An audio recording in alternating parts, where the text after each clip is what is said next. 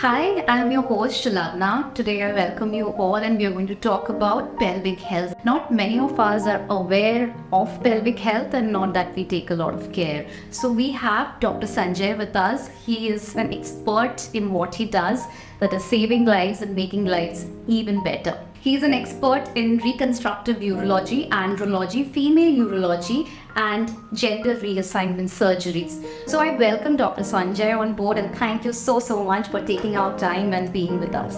Thank you so much for making this session so innovative.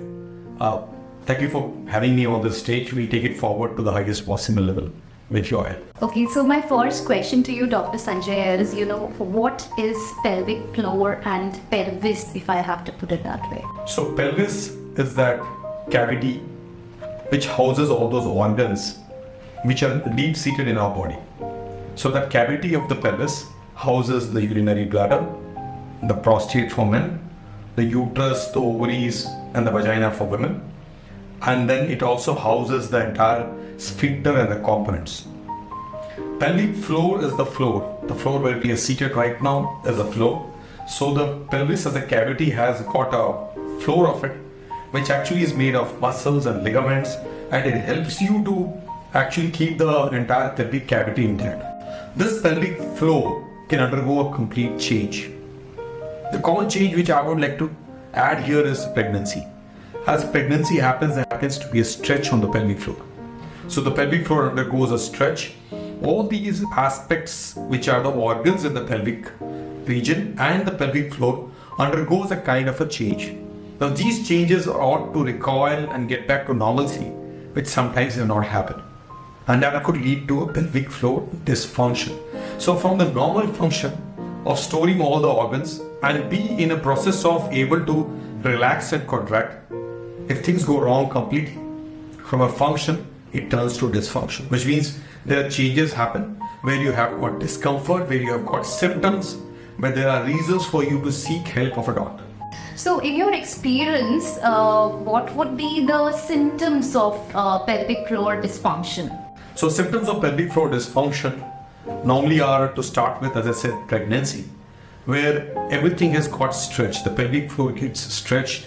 What happens in a woman post the stretch and the distension of the pelvic floor is many women may continue to leak urine when they cough, when they run, when they jump, when they bend, and when they do their daily activities. Something which is a very common kind of a situation that women go through after their first pregnancy, after the second pregnancy and beyond. It means that this pelvic floor, which for the first 25 years of her life was housing all those organs and keeping everything intact, suddenly undergoes a change. That change does not allow the whole pelvic floor to recoil. And what she may go through is a possibility of a stress incontinence. It's not a mental stress. It is a stress on the pelvic floor. So now the pelvic floor perhaps has weakened up. So she may leak urine. She may have leakage of urine at odd times, odd hours. A symptom could be fecal incontinence. Somebody could just lose fecal matter. That means you have a strict control mechanisms in urine and fecal matter, and that may just leak out. Somebody may have a discomfort or a pain or a pressure in the region of the pelvic floor.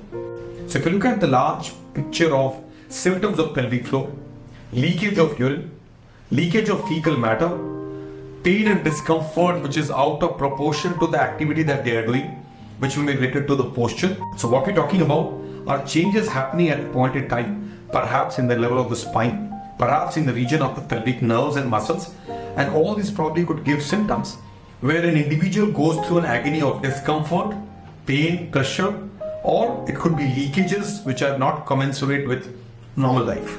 So which age group is more likely to suffer from pelvic floor dysfunction? So many men and women, through various pelvic changes happening in life, or after a trauma or after a surgery, may find themselves that they're not able to relax. It could be an agony lasting few days to few hours to probably few months and years. So pelvic floor as such, harboring multiple organs, can go into a dysfunction post either a surgery or either a trauma or either a disease, or sometimes can be since birth because the nerves were not well innervated of the pelvic floor. So age groups can be any. Elderly people who lose their pelvic floor composure probably would have a weakened pelvic floor, may have some tightened pelvic floor, And therefore, this balance of contraction and relaxation is gone. Sphincters can turn weak, as a result of which, even if you are very fit and healthy, you may suddenly start leaking urine or leaking motions. As a urologist, we do surgeries on the prostate, which is very close to the sphincter control. Right. If we go anywhere wrong, then what happens is people lose their control. And they never know how to recruit their muscles and bring about the strengthening. And therefore, the society needs to be aware of this from your wonderful platform, as so these aspects need to be addressed in time.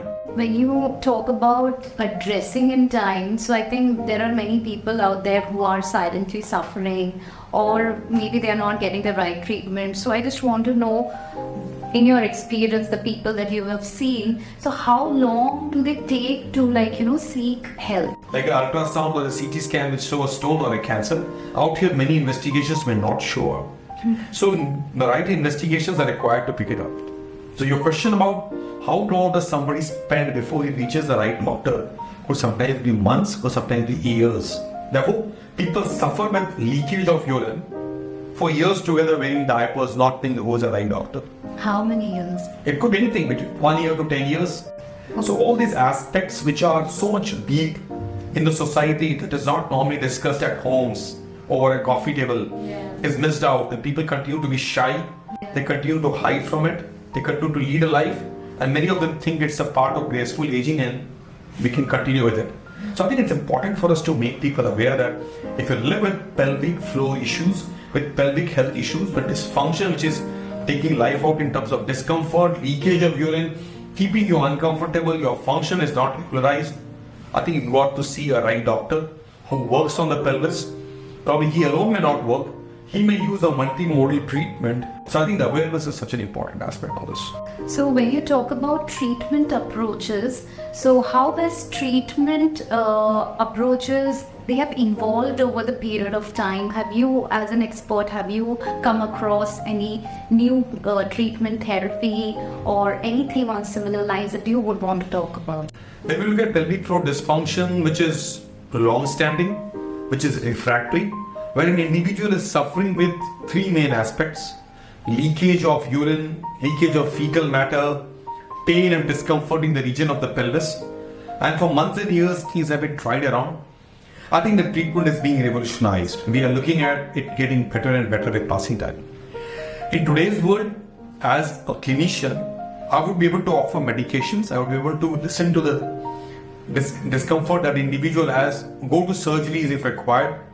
But then if all these domains are filled up, there are domains which a multidisciplinary care can take forward. At least in pelvic floor dysfunction, in pelvic health today, pelvic biofeedback has actually made a huge difference. I've personally been involved in refractory patients of the kind who have got pelvic floor discomfort.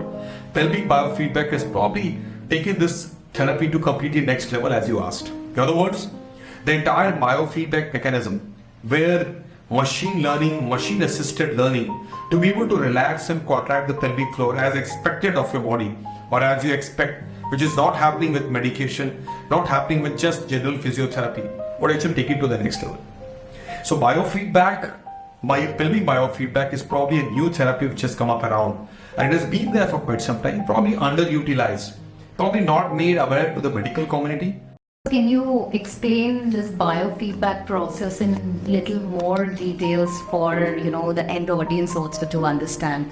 Simplify it more. Biofeedback is understanding yourself and understanding what are the aspects of health which is got missing. So it's a feedback given by a machine which actually assesses you in front of a therapist.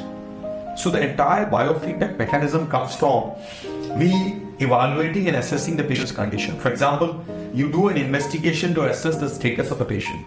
For example, ultrasound, the chest X-ray, ECG are assessing tools for various diseases in the body. Similarly, for pelvic floor and for pelvic organs, the kind of housing effect which has undergone a sea change needs to be reassessed by opening up the entire story. And that is where a therapist understands you, places those electrodes, allows the machine to identify your pressures at wrong times and right times. For example, when I need to get up, I need to use my muscles. When I need to relax, I need to relax my muscles. are things which are missing. So for individuals who have got a very strong pelvic floor or at least spasmodic pelvic floor, where they try to push urine doesn't come out, where they try to push stools don't come out, where the pelvic floor is in deep spasm. In areas where the pelvic floor is too weak, I quoted the example of pregnancy, where the pelvic floor has got stretched. You want to tighten the pelvic floor. Something which you may not know how much to tighten. What is the amount to tighten? A machine-gated therapy helps you to tighten it to the right level, to the level from where if you continue doing it, they say in English, practice makes you perfect. So the more you practice, the better you are on a direction which you were never able to do on your own, which the machine tells you as to how much more you need to do, you need to reach your goal. So biofeedback is basically taking feedback into the biology of the human being through a machine-gated measurement which a therapist helps you. It is more of, a friendship with a therapist and with the machine. Thank you so much, doctor, for your time.